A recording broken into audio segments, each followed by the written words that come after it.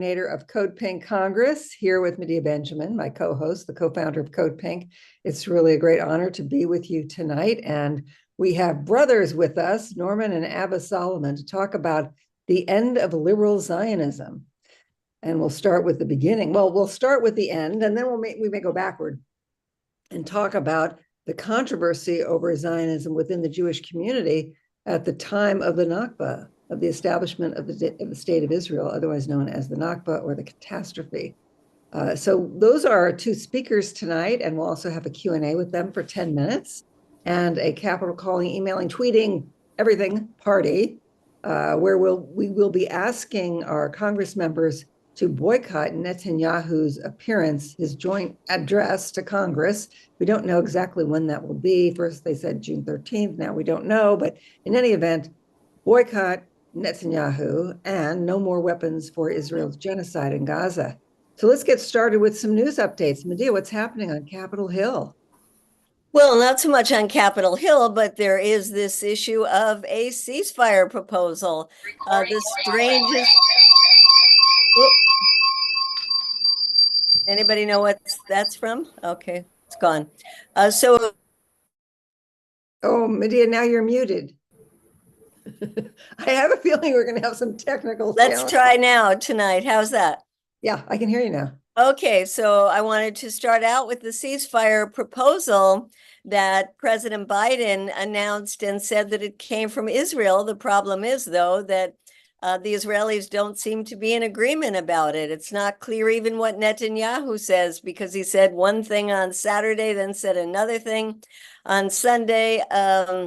And of course, the right-wing members of his cabinet are totally opposed to it. And then from the Hamas side, they're saying, well, we want to know what Israel says before we agree to it. So that is all up in the air while Israel continues to bomb and starve people in Gaza. The news from the Capitol tonight is that this resolution to sanction the International Criminal Court actually passed through the House. It's a ridiculous bill. It calls for the sanctioning of the prosecutor, the people involved in the case, and their families, says they wouldn't have visas to come to the United States. In the past, the U.S. has frozen the bank accounts in the United States of people involved in the ICC. So it's really awful. And what is particularly bad is that even though President Biden said he was against it, 42 Democrats defied their party leadership and went ahead and joined the Republicans on this. So we don't know what will happen in the Senate. The rumors are that Senator Schumer is going to go along with Biden and not even bring it to the floor, in which case it would just die, which would be great. But I don't think any of us feel that you can trust Schumer, so we certainly want to be telling him, don't bring this to the floor. And the other thing that Marcy mentioned is Netanyahu's visit, where Schumer did cave in after being opposed to Netanyahu as an obstacle to peace. He then went ahead and joined with the Republicans in the House to invite Netanyahu. So we want to be telling him to rescind that invitation. And I know, Marcy, you mentioned boycotting and telling the members of Congress to boycott. We've been having a conversation with some different members, and some of them think that it's more impactful if they actually don't boycott. They go to the address and then they walk out en masse. So there's some discussion going on about whether to just not go or to go and walk out, but certainly we need a lot of opposition if Netanyahu indeed does come here. So those are the updates that I have. Thank you, Medea. Why do they have to go? Why don't they picket outside? Well, if they're not in there, the Congress will just fill the seats up, so it will look like it's full. And you won't even know unless the media is really reporting on who is going and who isn't going.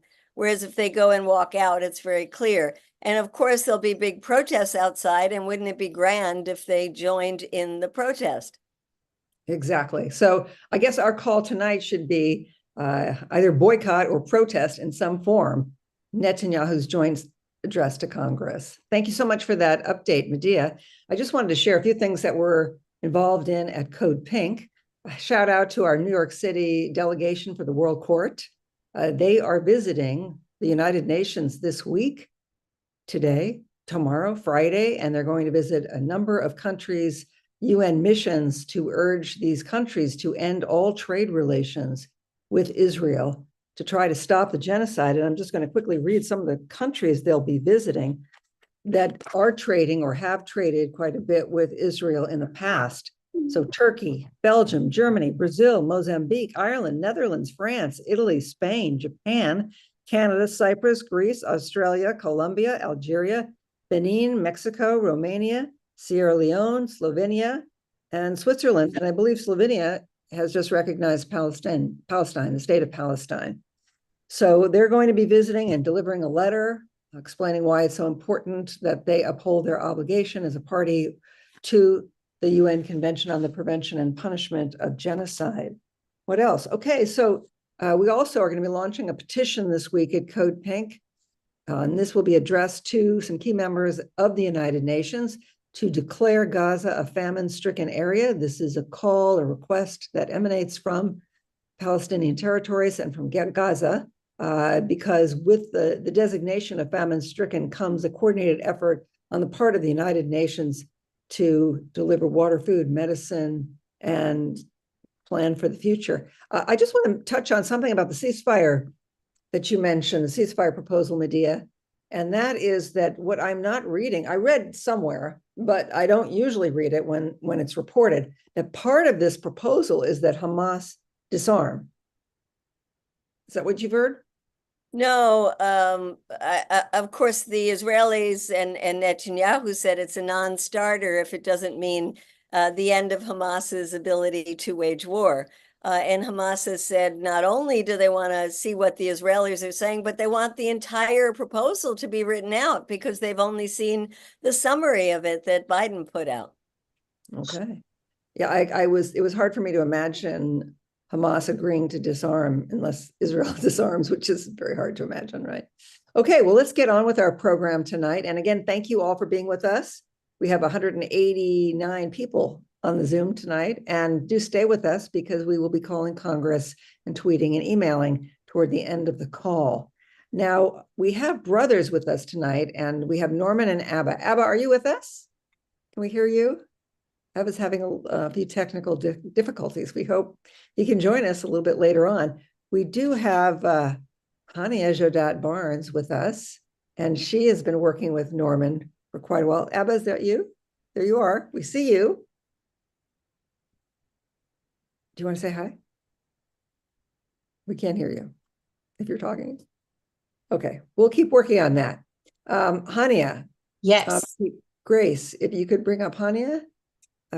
She wanted to enter. There you are. Hi there. Co-hosted CODEPINK Congress for, I don't know, the first year or so. And she's back with us tonight because she said, Norman's going to be guest. I have to introduce. I have to be here. So I'm going to let Hania introduce Norman. Norman and Abba wrote an article about J Street, the end of liberal Zionism. And I thought it was really appropriate for our times because so many lawmakers try to hide behind this alignment with J Street. Well, you know, I vote as J Street instructs, and they think that that's okay. But in the end, the message is the same, really. The message is support for a settler colonial state. So we'll talk about that. Hania, the floor is yours. Thank you. Thank you, Marcy. It's always amazing to see you. So many incredible faces on this call. And Medea Benjamin, who is just everything. When you told me earlier, just a little bit ago, that Norman was going to be on this call, I thought, oh my God, I just dropped everything. And I said, Marcy, I'm in. So thank you for giving me the opportunity to be here. Norman is not only a mentor of mine, but someone who has dedicated all of his life to the anti-war movement. So it is an absolute honor and a great pleasure for me to introduce him tonight on tonight's call. Co-founder, national director of Roots Action. Norman Solomon founded the Institute for Public Accuracy in 1997. And again, like I said, he is the co-founder and national director of Roots Action, immersed in the anti-war, social justice, and environmental movement since the late 1960s. He is the author of dozens of books, including War Made Invisible, War Made Easy, and Made Love Got War. Norman, please do take it away. Well, Hanya, I would have loved to introduce you, a wonderful activist who I'm so lucky to be working with on the Roots Action team, and of course, many other activities for a long time, dealing with the concentric circles of xenophobia, militarism, racism, economic injustice, and just ... So many aspects that Hanya is involved in organizing for a better future on. I'm really appreciative, as I always am, to CODEPINK Congress for bridging the gap between, or unfortunately often the existing gap between grassroots activism and what goes on Capitol Hill. And it's CODEPINK Congress that really breaks through the bubble that unfortunately is so lethal in so many ways around the House and the Senate. I think one of the challenges in progressives challenging and dealing with Zionism is it has so many different meanings to so many different people. I heard one analysis that there are 40 or 50 different meanings that have circulated. And for some people, it is fellowship, it's comradeship, it's sharing Jewish culture, it's singing together. For other people on another end of the spectrum, you might say, it means exterminating Palestinian people because they don't belong to, or they don't belong in the land that belongs to Jews, whether they grew up in the Middle East or in Brooklyn. So when we reach out to people, Jewish or not, to address Zionism, I think it's so important to, on the one hand, be unequivocal about a single standard of human rights, and on the other hand, to recognize that there's been a lot of flux among a lot of people. There's been a lot of evolution on this issue, both because of learning more history and because political organizing has carried forth the momentum that shows that indeed a different world is possible, includes the Middle East. One of the breakthrough realities, I think, for good and ill, certainly for ill in terms of what's happening, but positively in terms of our understanding, I think is that Israeli militarism, more than ever, is an adjunct to US militarism. That in fact, the IDF, which is actually a very Orwellian name, Israel Defense Forces, so that's quite bright. Just like the Defense Department, the words do carry implication, but the IDF and the Israeli so-called security forces as a whole are an adjunct to the close to $1 trillion US military machine. And it's not directly under the command, of course, of the Joint Chiefs of Staff or the President of the United States, but they basically function in tandem. And friends sometimes have disagreements on tactics and so forth, but underlying, there's a tremendous amount of mutual cooperation. You know, there is sometimes a debate that goes on, which tail is wagging which dog? Is it the Zionist lobby, the AIPACs, who are running US foreign policy in the region, or vice versa? I think it's both. It's synergistic. There are various ways that one is leading or pulling the other, and sometimes it's quite the opposite. Of course, a mixture. A bedrock of Zionist propaganda has always been that Israel equals Judaism. And once that is accepted, then all sorts of policies, no matter how inhuman, follow. I think it was Voltaire who said something like, those who accept or believe absurdities can accept atrocities. And the absurdity that Israel equals Judaism and vice versa is really a drum that has been pounded on even before the foundation of Israel per se, but certainly in the past many decades, coming from the Prime Minister's office, echoed by groups like ADL, for instance, or American Jewish Committee. And again, the words are ones that we need to try to deconstruct. Anti-Defamation League does some good work. It's also a league that defames Palestinian people. It sometimes challenges racism. It sometimes engages in racism as part of the pro-Israel lobby. One of the developments, I think, in the last 8 months or so is that more than ever, parallel to the relationships militarily and politically, is in terms of public consciousness and politics, more than ever, US militarism and Zionism are one and the same. So it's very difficult to separate the two when you look at the way that these debates take place. The worst militarists in the US Congress are, without exception almost, the worst, most rabid pro-Israel, anti-Palestinian legislators. And that has a lot of implications because the alignment of forces becomes more and more clear, perhaps more and more difficult.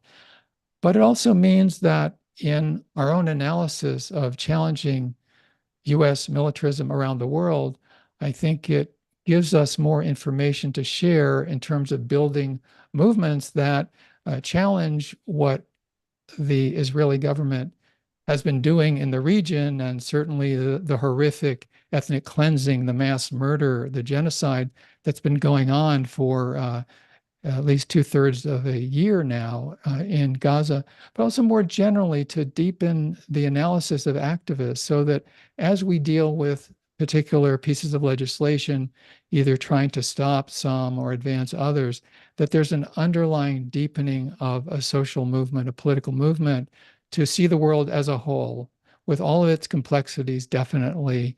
And it's not to say that the enemy of the US is always our friend. It's not to say that the United States is always a malign or murderous actor, but it is to say that overall we can present an understanding not only of how Zionism in its political and military incarnations is so damaging, so anti-human, and at this point it should be clearly stated genocidal, but also that there's a partnership that's been going on that has intensified between the Israeli military and the Pentagon.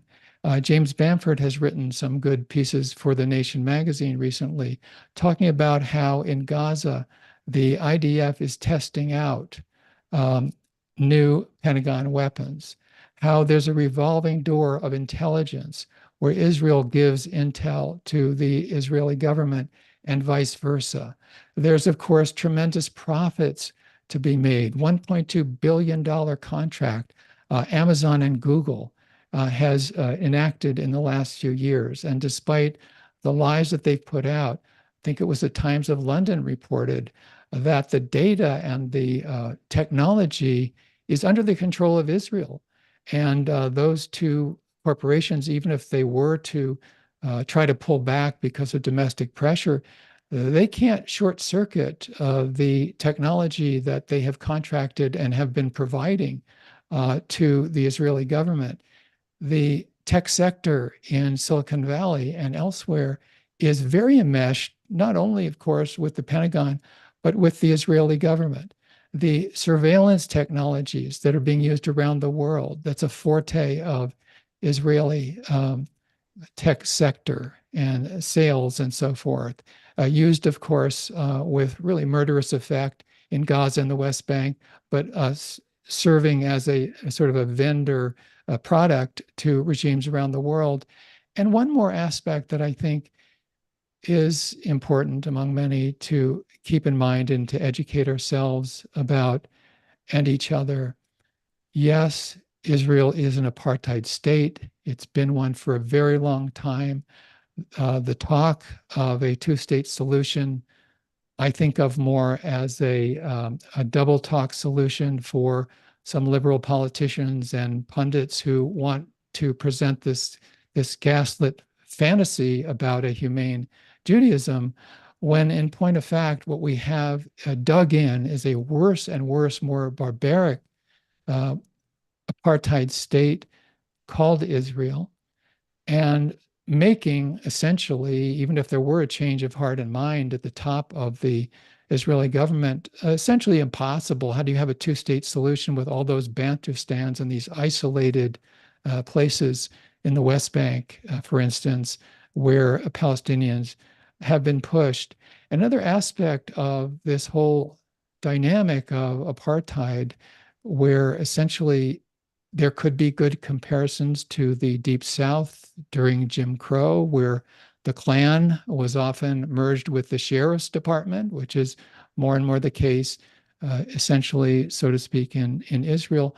But that Israel, for many, many decades, almost since the beginning of its founding, has been aligned actively with some of the most repressive regimes around the world. In the Southern Cone in the 1970s, apartheid South Africa, very close to the Israeli government, Rios Mott and other dictators in Guatemala who were fascistic in their own right. So just to sort of sum up here, I think that we have this challenge to be unequivocal about the realities of what Zionism certainly has become in form of Israel's activities, and at the same time be open to dialogue with people who have a different perspective. And I'd give an example. I was certainly pro-Israel until the early 70s when I met Rabbi Elmer Berger. I was at a community radio station in Portland, and Rabbi Berger already by the early 70s had long been an anti-Zionist rabbi. And when I interviewed him, he said something very simple. You know, I think it was Woody Guthrie who said, any damn fool can be complicated. You know, he said something very simple. He said, how can you have a democratic Jewish state? He said, that is self-contradictory. You will never have a truly democratic state defined as a Jewish state. And when he explained what he meant, sort of a light bulb went on. Well, we have an opportunity in 2024, this summer and beyond, to be helpful to others, to have their light bulbs go on. And that brings me to the last point I want to address. You know, Abba and I wrote this article that has gotten a lot of distribution and quite a few comments about J Street. The reality is that J Street has tried to position itself between the rabid Zionists of AIPAC and so forth, and those who are calling for true equality in the Middle East among Jews and Palestinians. So they've been trying to thread that needle. I think of it as, to use another metaphor, since its founding maybe 15 years ago, J Street very tightly aligned with the Obama administration, now with the Biden administration. They've been standing on a bar of soap called liberal Zionism, also known as advocating for a two-state solution. But it's been raining. Reality has been raining. And they're standing on this bar of soap that is getting smaller and smaller and less tenable and less tenable. And especially younger people are deserting J Street in droves. And I think we have an opportunity to address not only the leadership, but the membership of J Street and say it's time to bail out. There's If Not Now, there's Jewish Voice for Peace. There are many other organizations that would welcome those who have come to see Zionism for what it is. Thank you so much, Norman Solomon. I couldn't agree with you more. And I've read that Jewish Voice for Peace is the fastest growing Jewish organization in the United States. So that comes as welcome news. We're hopefully going to hear from your brother, Abba Solomon. Abba, are you there? Okay, but we can't hear you. Maybe there's a mute button you can unmute. Well, we see you and we appreciate you joining. Yeah, there we go. There we go. Unmuted. Yeah. So I'm going to introduce Abba. Of course, he's Norman's brother, as we know. He also is an author and a scholar, and you can find a lot of his articles at LA Progressive. He has interpreted a speech, which he's going to share with us, his interpretation of somebody who spoke at the time of the Nakba, 47, 48, someone from the American Jewish Committee, right? Committee. Yes. And yeah, he was gonna, chairman at the time. Yeah, great. Okay. And a lot of people, we don't know the history of Zionism. It wasn't always like this, right? There was great opposition within the Jewish community, but that, of course, that's never spoken of. But we're going to speak about it tonight. So welcome, Abba. It's great to have you. Great. Thank you. Glad to be here. I have basically just one message, I guess, about this history of Jewish relationship to Zionism. When the Balfour Declaration came out, reading the minutes of the American Jewish Committee executives, you really get a sense of how alien and unreasonable the maximal goals of Zionist settlement in Palestine were. And AJC executives like Cyrus Adler, who was also chancellor of a Jewish theological seminary, was saying, we can't claim after 2,000 years land that other people are living in. That's just crazy. There was a real sense that this was going to lead to trouble right in 1917, when they were confronted with the British Declaration, which didn't guarantee a state, but at least guaranteed British support for a Jewish homeland. As the process went till 1947, with the declaration, the General Assembly proposed plan for partition, you see in the AJC discussions a real discomfort with any idea of a Jewish state, quote unquote. They were saying, obviously, we hope for a majority, but we anticipate something like America, where people have equal rights, and the emphasis is on citizenship of everybody who lives there. And they reluctantly agreed to support partition because, and they explicitly said this, and Jacob Blaustein said this, wrote it in this speech, and then edited out before delivery, saying, if we don't approve partition, the Zionist terrorists are going to get more violent. And, it's going to spill over. It's going to spill over to Europe. In other words, they were very conscious that Zionist forces were perfectly capable of terrorism, as they were conducting within Palestine, and they were in the speech that I talk about, which was in 1950, was an attempt by the speech in 48 was an attempt to define the American Jewish Committee's attitude towards this Jewish-ish state, but they didn't buy into the nationalist component. And in 1950, there is a Blaustein Ben Gurion agreement between basically Jacob Blaustein of the American Jewish Committee and the Prime Minister of Israel, Ben Gurion, where Ben Gurion agreed to stop saying that Jews abroad, especially Jews in America, were in exile and should come home. In other words, this whole idea of nationalism of Jews, an ethno-religious group that is spread all over the world, from India to Alaska, are a nationality that need to reassemble in this one place at the disadvantage of other residents of Palestine, was recognized as crazy. Now, the problem is, since the establishment of the state, what you have is a continuous Zionization of American Jewish organizations. The Anti-Defamation League, AJC, American Jewish Committee, all of the mainstream ones have become fully Zionized. And AJC in 48 in internal memos talked about how this was a hazard because this was such an intoxicating philosophy, this idea of a nationalism and, you know, your own state and borders and control and majority. People are now assuming that this is some sort of religious imperative on the part of Jews. And it is not. It is a nationalistic impetus with a religious gloss on it. I mean, there are a lot of religious fanatics now in the settler community, but the whole point of Zionism was a reaction to feeling of vulnerability.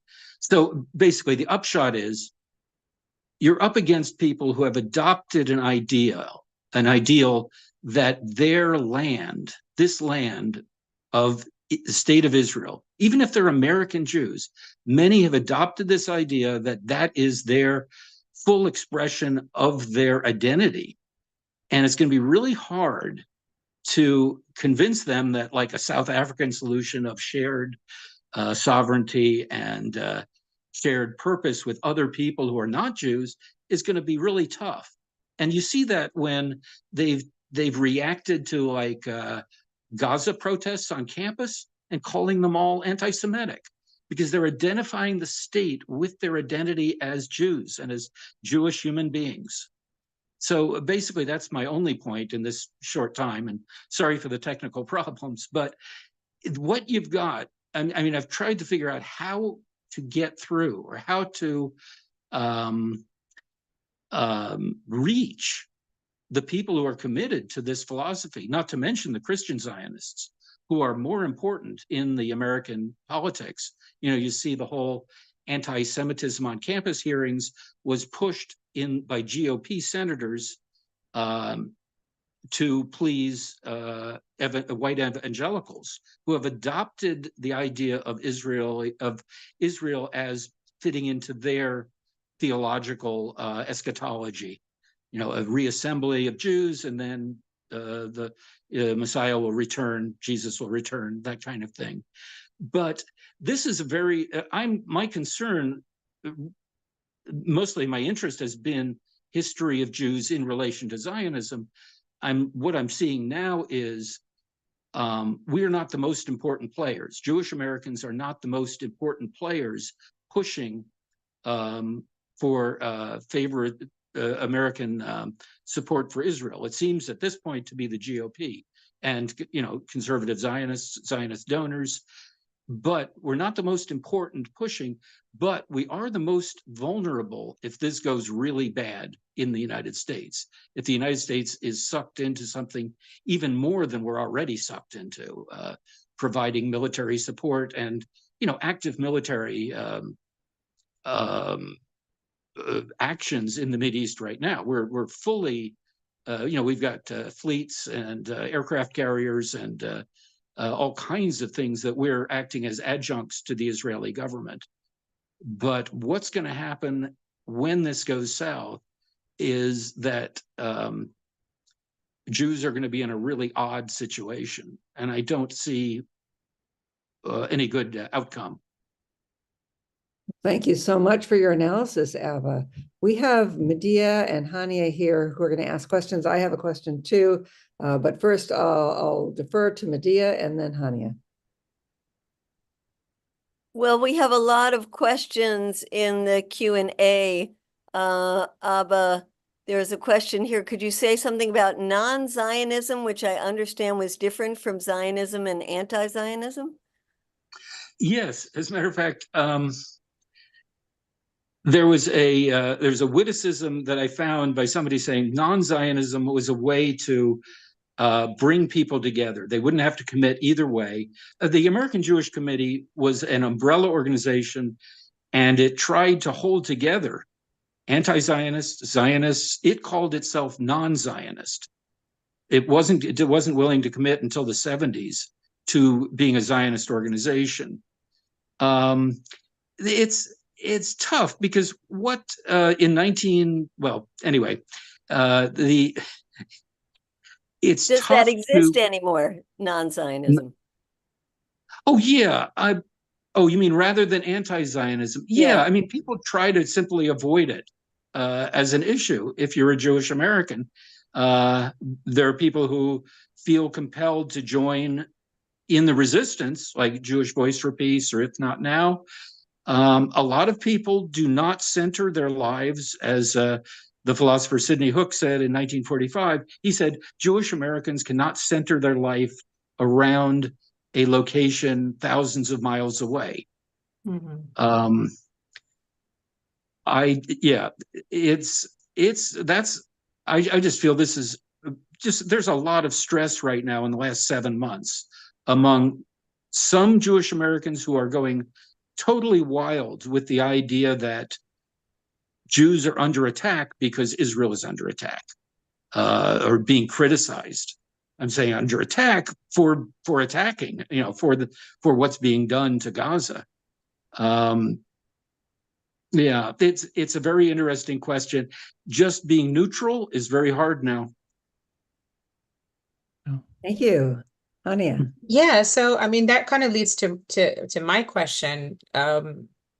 Segues perfectly because obviously there's tensions and emotions are running high. And to your point, Abba, when you talk about the state of Israel and apartheid, it's almost to the Zionists that you're attacking the religion. So how do we talk to Zionists about Zionism? And when do we get to that point where we can safely say that we've kind of build that, that momentum to where we're no longer, when we criticize Zionism, it's no longer anti-Semitic. Do you see that pathway being created right now with all the uprisings, the global solidarity with the Palestinian movement?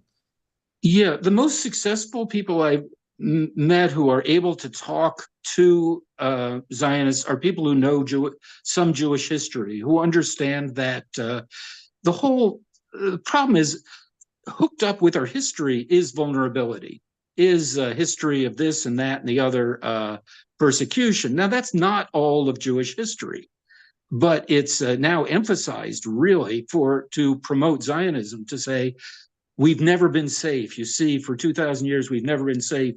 This is our chance to be safe and strong again and normal. So if you can hook into to have some knowledge of the way Jews see themselves, see their history, and acknowledge, and also to have some knowledge of how, really frankly, well Jews did in the Arab world. They were part of Morocco, part of Egypt, part of Lebanon, part of Syria. I mean, this situation didn't have to be created, because for historically, Muslim world and Jewish world and Arab world coexisted pretty well.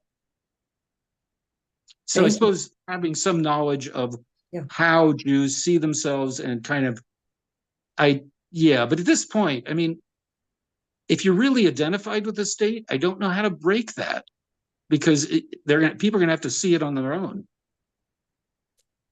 Norman, any thought? Thank you, Abba. Norman, any thoughts about that question? How do you approach a conversation with a Zionist?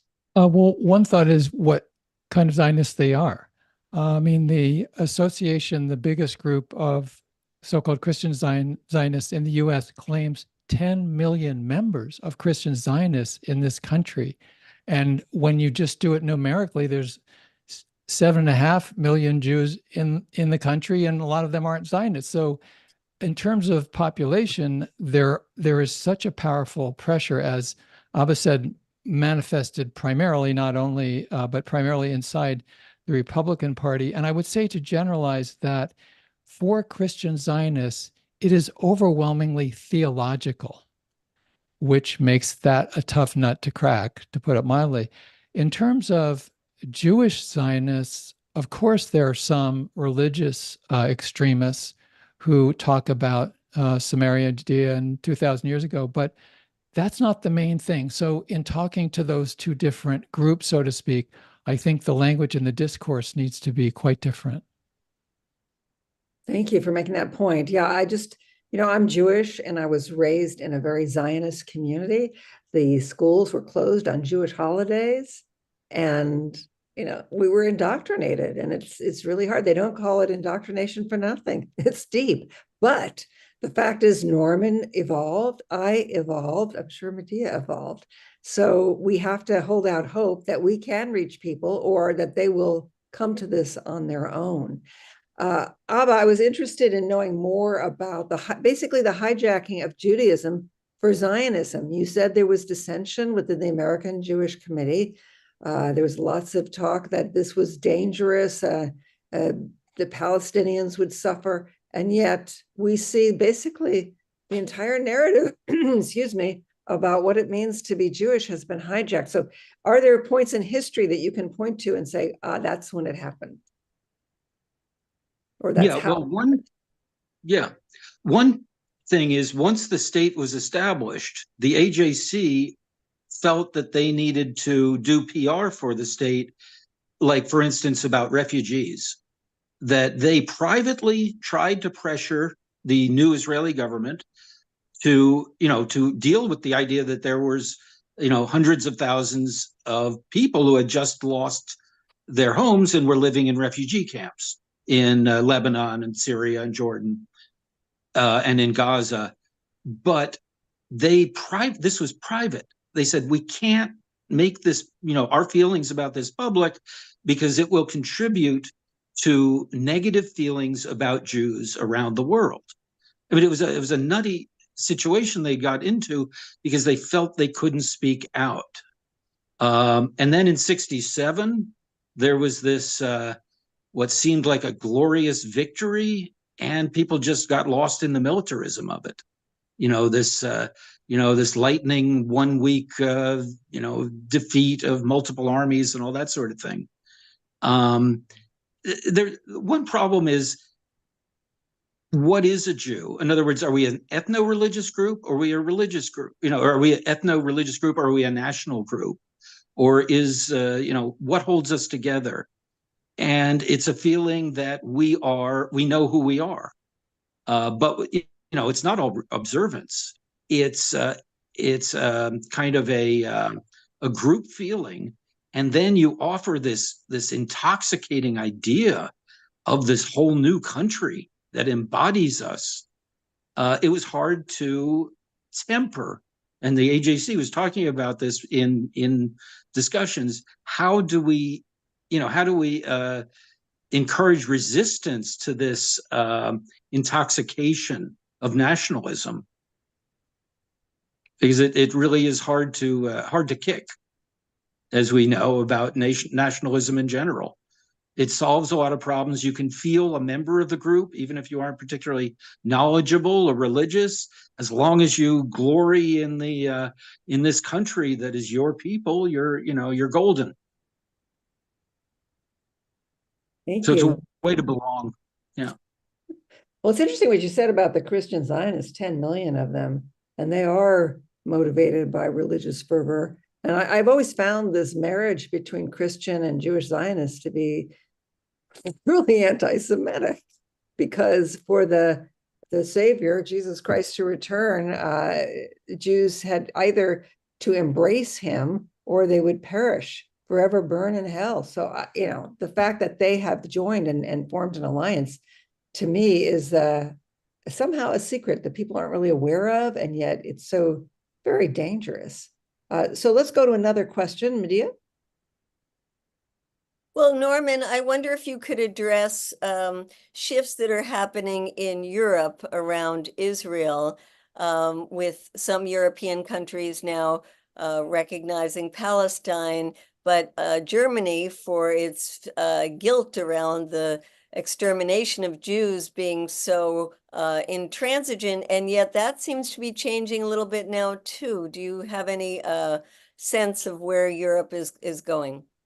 Well, my impression is that we have, for instance, Ireland on one end of the spectrum, which understands being colonized in its own, the people understand their own history and have been really aligned. And as you mentioned, among the countries recognizing a Palestinian state. And then I think Germany is another, while historically exceptional example, been extremely repressive about even speaking truth about what Israel has been doing in Gaza, can get you brought up on charges. And I have read recently, as you refer to, that the extreme destructiveness and mass murder that Israel has been doing in Gaza even has caused some second thoughts in Germany. And there is a complexity that I certainly don't understand among many right-wing groups in Europe. Many of them are anti-American. A big difference, the Nazis are pro-American in Ukraine and anti-Russian. So anyway, it's a big swirl. And I would just say that the messaging, the propaganda crossfire is really extreme. And I think of a saying in terms of the United States, but also in Europe, as blues musicians say, if you might feel like you're getting lost, but you won't if you know the blues. And I think in this complexity of propaganda and crossfire, whether in the US or Europe, if we have a single standard of human rights, we won't get lost. Thank you, Norman. Hania, question? Yeah, this is for both Norman and Abba. What is it going to take to end Israel as a Jewish-defined state? At what point do we transform Israel to a state of equals? Yeah. Well, I'll jump in and say that one of the most perceptive speakers I ever heard about this question was Marcy Winograd. I'm not talking a few years ago, I'm talking decades ago, who really challenged the myth of the two-state solution, which if it ever had viability, I think long ago became just this mythological scenario to try to kick the can down the road while Israel consolidated further its military power and its repression.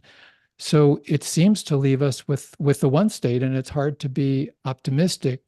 But I do believe that the emphasis on human rights and the insistence that we will not accept any more of the apartheid state is crucial. And one other aspect is that I've heard an Israeli scholar say recently that although Israelis generally do not want to succumb to pressure from the outside of the world, still in all, they really don't want to feel cut out of the culture of the planet. And so I think it does argue for BDS. It does argue for enormous pressure and absolutely zero tolerance for what Israel is. And just another thought here. What J Street and other liberal Zionists are trying to do is to not deal with what Israel really is now. They're trying to deal with an Israel that is just a fantasy in their mind.